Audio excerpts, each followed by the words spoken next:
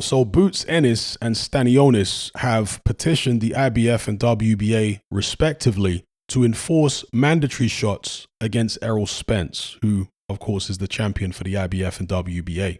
Now Stanionis claims that he has first dibs, as you can see in this quote. He said, "I have the first right to a fight with Spence.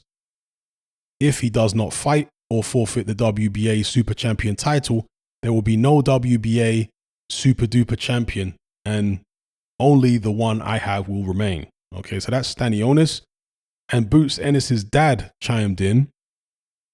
He said here, "Look how long it's been. Spence ain't did none of them mandatories. We sent a petition to the IBF already." Okay, so two hungry fighters chomping at the bit to get their shot at Spence, or at least get their shot at the belt he holds. Now, normally the IBF expedite their mandatories faster than anybody else. Certainly faster than the WBA normally does. But yet Stanionis says he has first dibs at Errol Spence. Is that because he has some kind of secondary belt? Is that why he thinks that?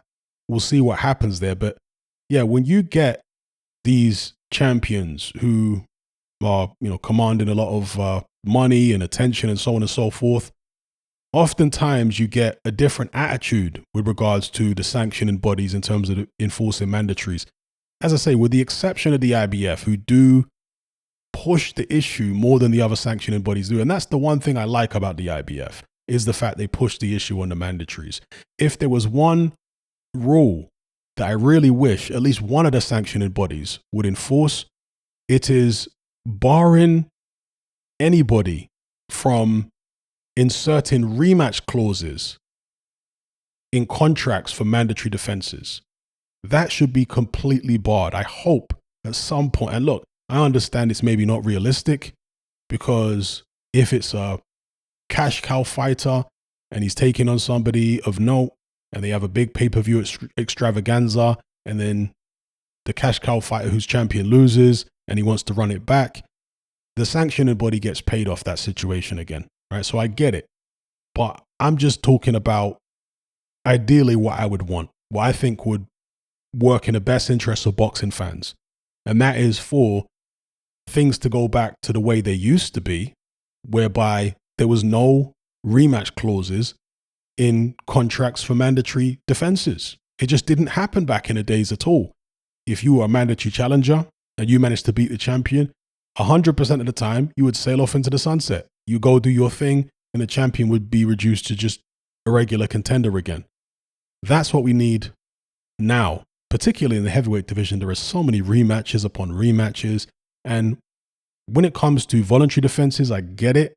Even then, it's not ideal, but I get it. But with mandatories, we're supposed to be able to escape all this rematch stuff with mandatories. That's one of the perks of becoming mandatory. That's why you fight your way into that position. Not only because you can force the shot, but also because you can't be held hostage by the promoter of the rival fighter if he is promoted by somebody else, Anyway, let me know what you guys think in the comments below about this situation. Boots Ennis and Stanionis chomping at the bit to get Errol Spence's titles.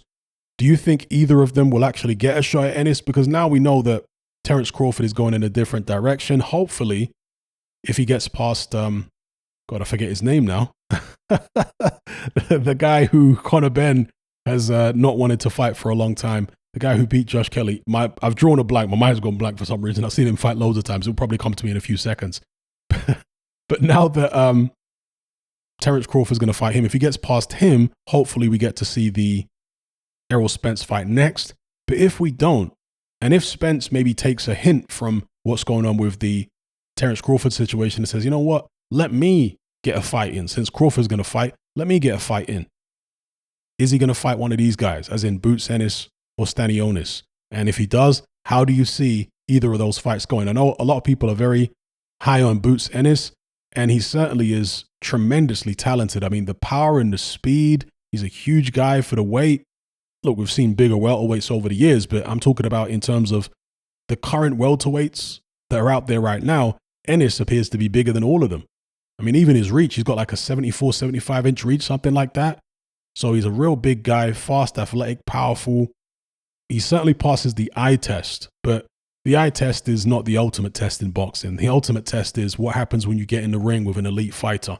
We haven't seen Boots Ennis in the ring with an elite fighter or anything close to that yet. We hope to see that, and perhaps it will be Errol Spence. It'll be a big jump up from the people he's been fighting to get in there with the likes of Errol Spence. So we'll see. I think that the main thing that Ennis is missing at this stage of his career is having his defense thoroughly tested.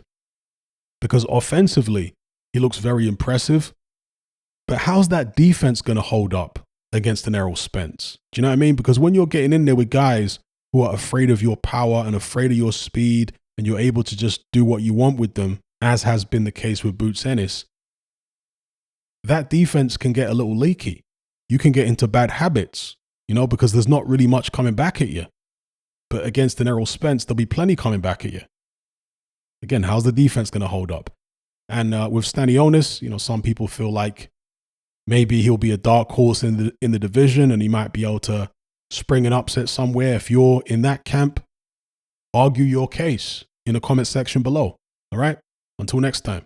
If you're tired of the biased narratives and mass censorship on mainstream platforms, and you want to be part of a community of critical thinkers who love free speech just as much as you do, then come and join me on Patreon and access my weekly no-holds-barred, censorship-free podcast where we lift the lid on a wide variety of controversial topics. It's not mainstream friendly, it's not politically correct, but that's the whole point. We dare to stand as a beacon of reason against an army of insanity. Just head on over to my Patreon page and select the tier called Hatman Hot Topics. You'll gain access to a minimum of 2 hours of exclusive content every single week, including podcasts, videos, interviews, live stream Q&As, as well as my popular Confessions of a Nightclub Bouncer series. Not to mention a vast back catalog of hundreds of hours of previous episodes. You can listen via the Patreon app with the option to download in high quality MP3. We've also got an Element group where you can come and chat and hang out with myself and other members. Unlike Discord, it has full end-to-end encryption, is decentralized, and it's 100% censorship free. You can also send voice notes as well as much larger audio and video files than you can on Discord. So come and sign up on Patreon. There's no contract, there's no commitment, you can cancel at any time, and it's cheaper than a cup of coffee. So I'll see you over there. I'm out.